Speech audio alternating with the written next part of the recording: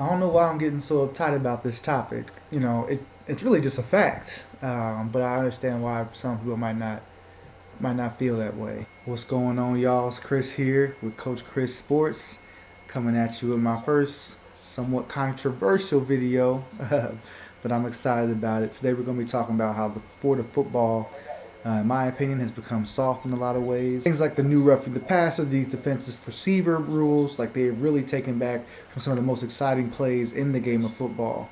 And then we're going to be kind of talking about some of those things and if it's okay with where they've gone with the game. With that, I think I also, being 26 now, I think I'm the last of the generation that played, in high school at least, guys that maybe didn't know anything about, some of the things I'm going to talk about today. The game of football is great. I think anyone that's watching this would agree. Anyone that's played that the mindset you have to get in for a game is unlike anything else.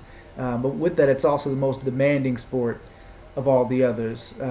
With respect to other sports that require great discipline in certain areas, training and focus and different skills, different athletic traits. I think overall football is, in my opinion, the most demanding, definitely the most physically demanding sport out there.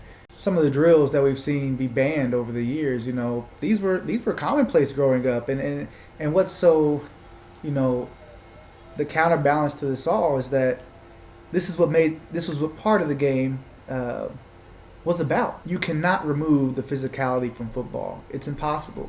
You would have to remove the offensive lineman if you really wanted to make the game uh, as safe as they would probably like.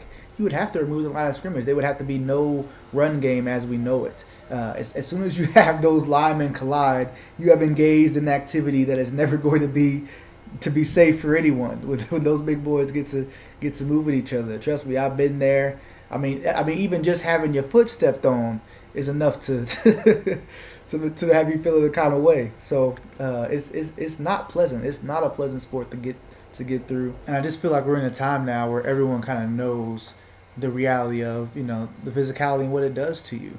And everyone just talks about concussions, but one of the things I like to talk about is just the physicality of your whole body. It's not just concussions. This is all part of the game, but it's just a reality that it's an element that's on a day-to-day grind, practicing the way that teams used to practice, along with the physicality. Each and every position group, if you went through their drills, I mean it was just way too physical on a day-to-day basis.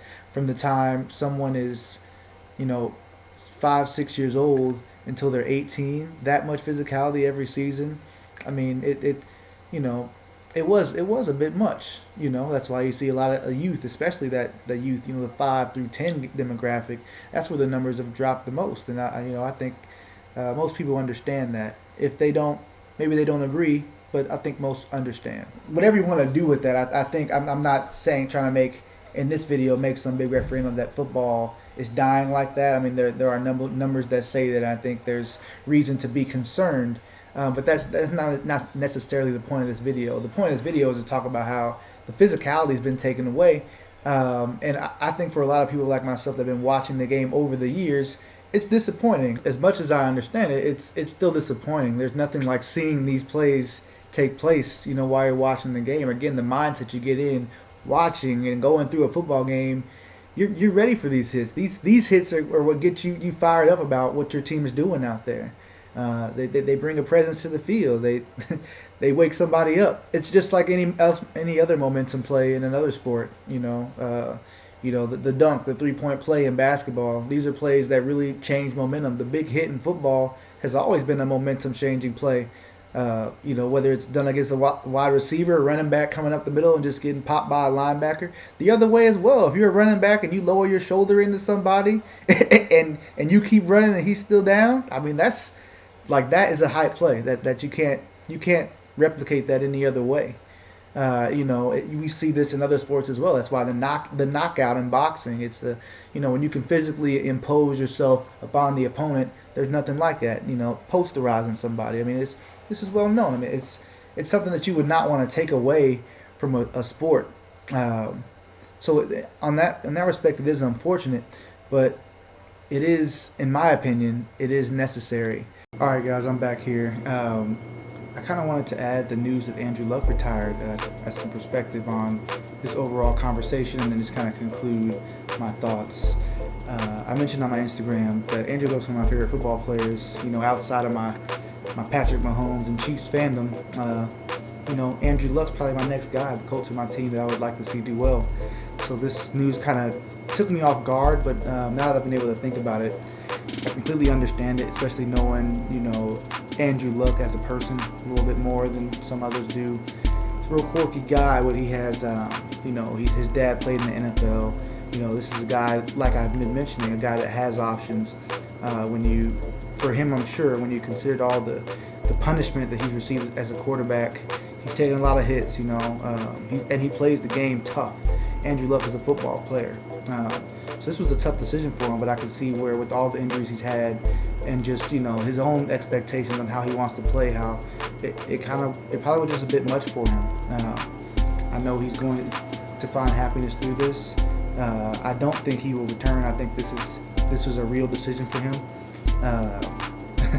I joke. I think football is a game. Once you walk away from football willingly, I think you're kind of done at that point. Now, if you weren't able to get a spot, or you just really felt that you could have went to the next level, like maybe you keep going, But guys like Calvin Johnson and Patrick Willis and that other young linebacker that retired, those guys really haven't returned. That they kind of stay out the game, and I kind of see that in most cases where if you're the one like, hey, I don't think I want to do this anymore, you're probably not getting back into football because of the things I've been talking about.